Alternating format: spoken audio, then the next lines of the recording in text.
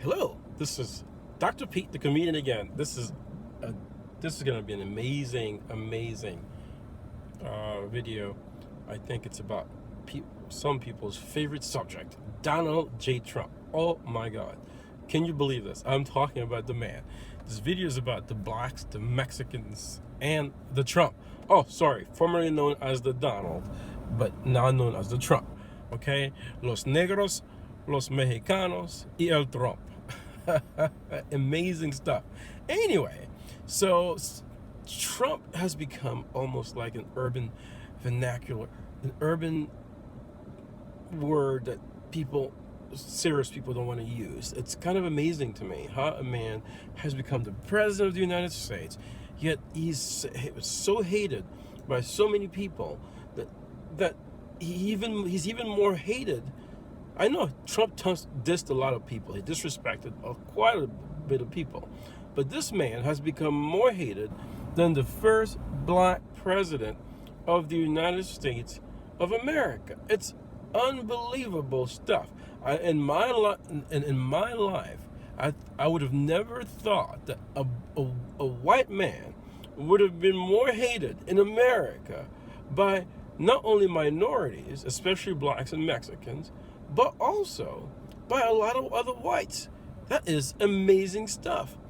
And the band continues to play on. Anyway, let's talk about los negros, los mexicanos, y el Trump. The blacks, the Mexicans, and the Trump. Okay? Some people will even call him other derogatory names, like a lot of blacks call themselves my nigga. Trump is our cracker. Our cracker. Our cracker.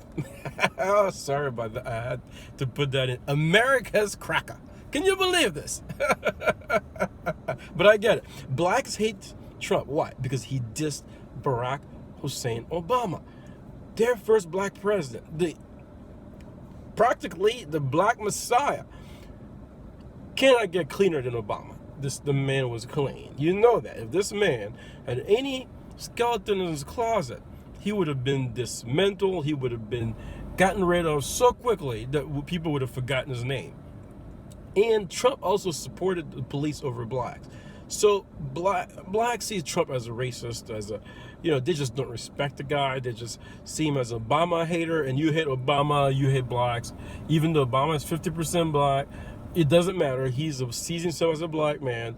Obama is hated by Trump.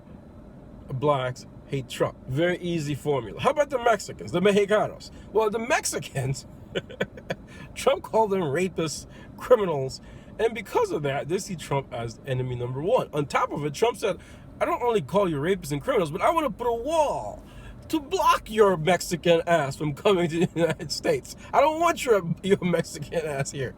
So the Trump said, listen, I don't like the Mexicans.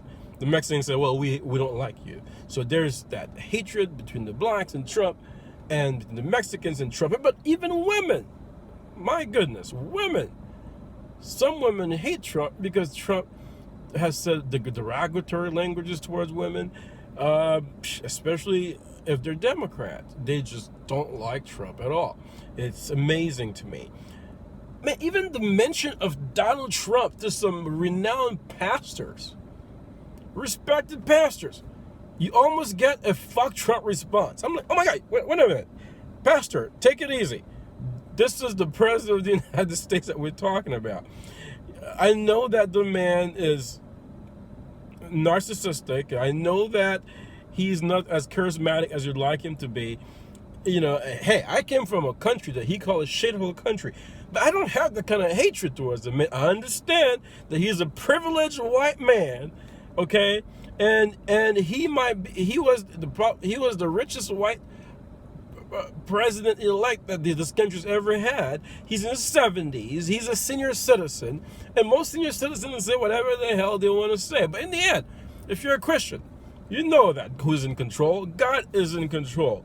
God dominates over the nations, and God dominates over the earth. I see Trump as a rich white man who's privileged, who found a niche, who realized that he could become president of the United States because enough people didn't like the Obama presidency as too socialist, as too black, okay, too pro-black, and they decide that, they're going to support Donald J. Trump, the silent majority. It's a very simple formula. I saw it coming. I called it. I wrote an article on it, and I understand it. But so many people are still wrapping their heads around how the heck did this guy manage to become president of the United States? I'm not a Trump defender. I just see him as a privileged white male who is somewhat racist, like most other white males at his age, because that's all they knew. They never saw a lot of privileged blacks, a lot of educated blacks. So that's all they knew. And I understand that. Listen, Trump is like that very rude friend that we have, that very loudmouth, a rude uncle who's always disrespectful, yet is the only one that's willing to say things that most of us are not willing to say. That's what Trump represents to a lot of whites. Yes, they don't really like the way he says it. It doesn't have as much finesse. He doesn't have as much class when he's saying it, but he says the truth or the non-truth in a way that they would have never said, because they would have been afraid of losing their jobs, because they would have been afraid of losing their friends.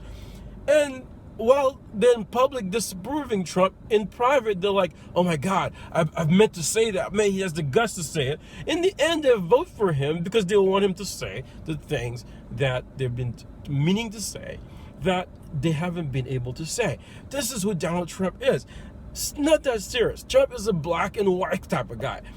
It's either black or white. There's no gray area. He's a master salesman. He understands the need for people to need someone to talk for them. He says, I'm going to be your voice, the silent majority. And he became the president of the United States because of it. So stop the Trump hating. Give the guy his 4 years. There is a check and balance system in this country. 4 years, you can be voted out. And if you never voted out, you get 4 more years. And after that, that's it. He had his time. He tried hard. He became president of the United States. Only 44 other men have been able to do that out of millions of people. That ought to commit a little bit of respect. He did it legally. He didn't give a coup like some guys did in my country. He became president of the United States. Give the guy a chance to run his country and do it under the check and balance system. If he erred, it can be corrected.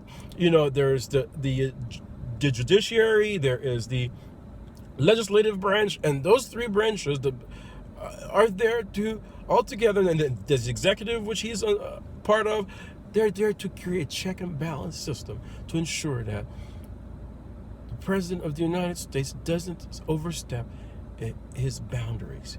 Okay? Don't worry about it, people. It's going to be okay. And if you don't believe it, have some faith that God is in control. In the end, had God not wanted Donald J. Trump to be president of the United States for a definite purpose, I'm entirely, unequivocally, undoubtedly sure that he would not have become president of the United States.